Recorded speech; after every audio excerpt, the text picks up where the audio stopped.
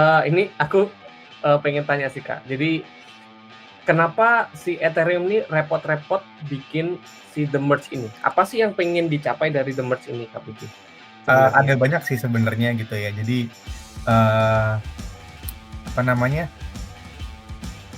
dorongan buat bikin atau pakai energi yang lebih sustainable itu tinggi banget ya. Eee, di Indonesia mungkin nggak begitu aware banget ya, tapi, kalau di negara-negara barat gitu ya, omongan kayak sustainable, terus kayak environmental friendly itu kayak omongan sehari-hari gitu. Dari mulai alat yang kita pakai di rumah gitu ya, alat yang kita beli gitu di mana-mana gitu, jadi bahasan gitu kan. Nah,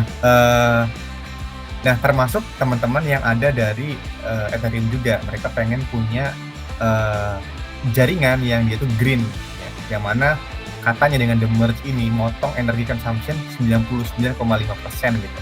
Yang tadinya mungkin perlu satu rumah gitu ya buat jalanin Ethereum gitu, sekarang cukup ada komputer yang ukurannya kecil gitu segini doang gitu. Nah itu udah bisa nge-running Ethereum asalkan ada, depositnya gitu kan 32 ETH kayak gitu. Nah itulah yang terjadi di teman-teman di Ethereum kayak gitu. Walaupun sebenarnya, resikonya adalah apa ya, lebih mudah lebih mudah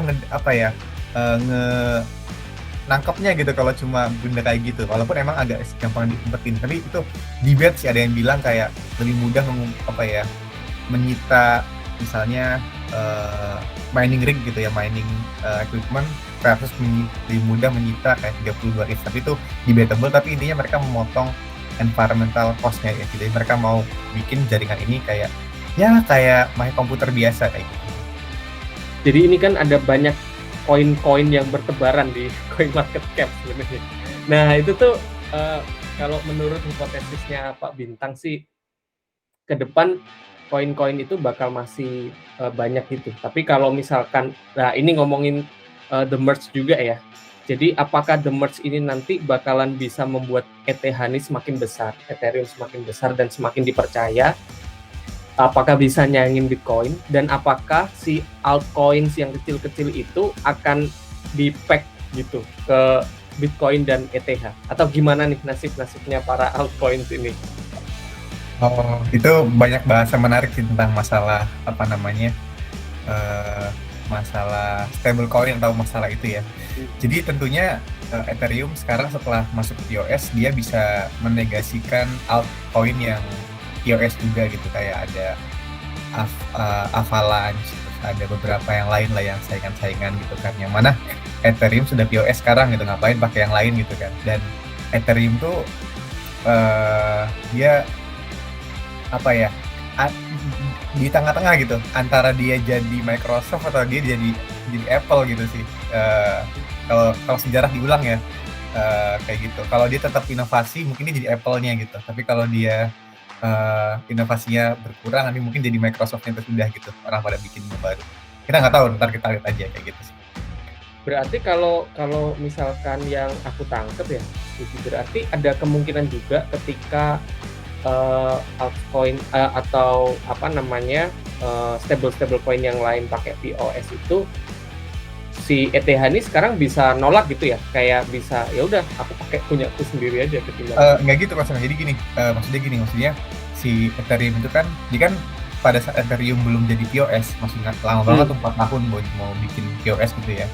Karena bedanya Ethereum kan decentralized ya, jadi dia tuh harus koordinasinya tuh ribet banget. Kalau teman-teman ngikutin itu ada namanya PIP, itu kayak proses DPR-nya Ethereum lah gitu, kayak mau usulnya ke sana gitu, terus kayak ntar udah di dihajar habis-habisan, kenapa begini, kenapa nggak begitu gitu. Itu prosesnya panjang sekali. Itu tiap minggu ada weekly update juga dari Ethereum core developer gitu di YouTube, itu bahasan lama banget, itu kayak DPR-nya Ethereum gitu, lama banget. Jadi makanya Ethereum butuh waktu lama buat ke The Merge, dan sebelum The Merge orang pada bikin saingan Ethereum. Padahal konon katanya cuma copy paste, ganti beberapa baris gitu, jadilah blockchain baru gitu kan. Nah, katanya gitu. Nah, terus dengan adanya Ethereum pindah ke metode ini tuh ngebikin Ethereum bener-bener ya apa namanya, sekarang ngapain kamu pakai alternatif koin gitu kan, karena sekarang udah ada Ethereum loh gitu ya, udah POS gitu. Nah, Tapi kalau stablecoin masalah lain lagi, Raja. Jadi stablecoin itu udah bahasan yang tersendiri lagi gitu kan. Yang Oh ada iya. banyak banget ininya. Ada orang yang pakai sekarang kan ada USDC gitu kan atau BIDR, BUSD gitu kan. Ada beberapa jenis stablecoin baru. Contohnya ada orang yang dia tuh bukan yang nge-peg ke dolar atau ke rupiah atau ke fiat, dia nge-pegnya tuh ke CPI gitu, ke customer something index lah, indeks buat belinya customer. Jadi kalau misalnya di CPI-nya naik 5% gitu ya, dia naik juga gitu. Jadi ada koin yang dia tuh di-peg ke harga beli ini. Jadi kalau misalnya dengan beli koin itu gitu, kalau kita beli, misalnya kita bayar kontrakan atau rumah misalnya ya,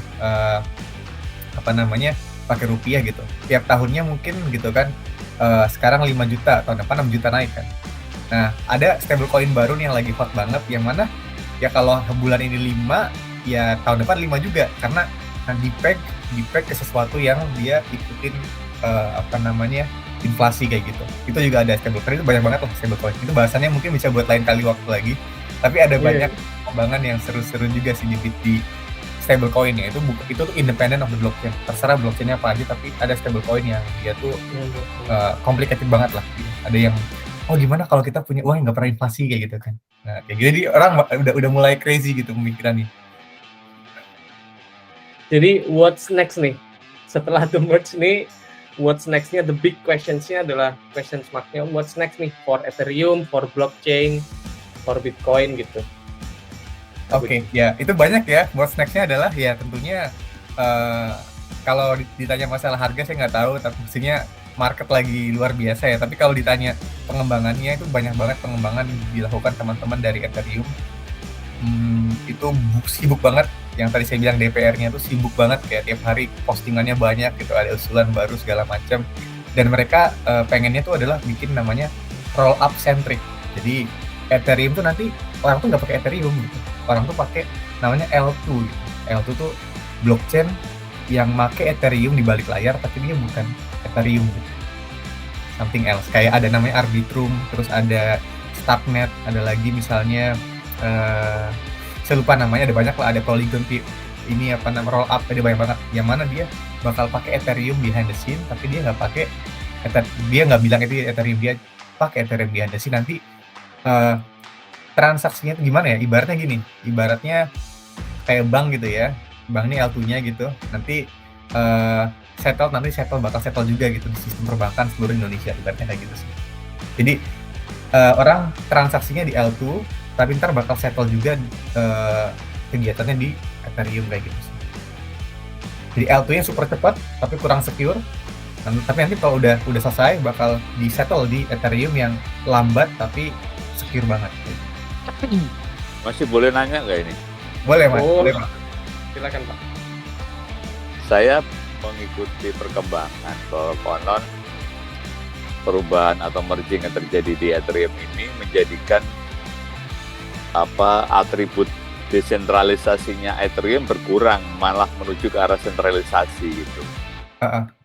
Itu yang pertama. Terus yang kedua, di US itu SEC melihat lagi perkembangan bahwa Ethereum tidak lagi sebagai komoditi, tetapi sebagai sekuritas gitu. Ini mungkin Mas Puji bisa dengan ilmunya menjelaskan. Gimana Mas Puji? Pak Bita udah tahu banyak nih kayaknya nih. Menurut saya sih Pak, itu emang ada ada diskusi yang ada perdebatan yang lumayan intens antara apakah Ethereum yang lebih ke sekuritas sekarang dan Bitcoin yang lebih ke komoditas sekarang. Nah, itu ada lumayan perdebatan, terutama setelah the merge, yang mana Ethereum dipakai buat tadi ya validator kayak gitu dan sebagainya. Jadi saya rasa ada bener emang ada aspek di mana Ethereum jadi semakin tadi ya centralized gitu, karena jadinya orang kan biar dapat banyak ya hasil stakingnya gitu, mereka pasti ngepool kan, kayak ada Coinbase bikin pool gede banget gitu kan, namanya C-ETH, dia bikin Coinbase ETH gitu. Jadi Ethereum yang terkumpul di Coinbase gitu kan. Ada Binance yang dia punya pool juga, ada namanya Lido, jadi decentralized staking pool gitu. Nah itu mereka ngumpul gitu kan, ya emang jadinya tersentralize gitu sih. Tapi di sisi lain teman-teman dari Ethereum juga dia punya perspektif, oh enggak gitu, kamu tetap bisa kok bikin punya kamu sendiri gitu, di rumah kayak gitu sih. Dan mereka punya mekanisme kayak ada slashing segala macam yang bisa menjaga itu tetap aman gitu Pak. Masih debatable gitu gimana hasilnya, dan saya bilang ini adalah eksperimen game teori yang skala besar gitu. Jadi saya nggak tahu hasilnya kayak gimana, kita perlu lihat nanti hasilnya setelah mungkin beberapa bulan atau beberapa tahun kayak gitu sih.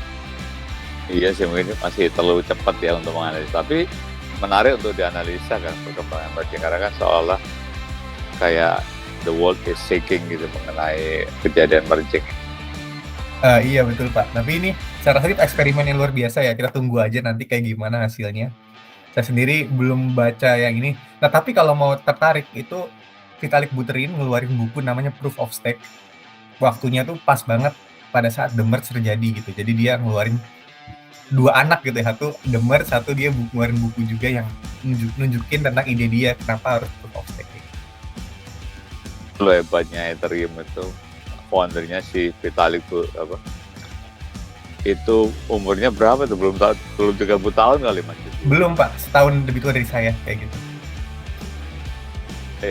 Iya, lebih muda dari Mas Puji. Lebih tua harusnya. Oh, 1 tahun di atas Mas. Iya, betul. Gila, Vitalik Buterin emang luar biasa itu anak itu. Genius. Ya jenius banget ya emang. Dan tulisannya bagus banget, kalau teman-teman mau lihat bisa aja vitalik.ca, itu tulisannya tuh bijak-bijak banget dan bagus kayak gitu.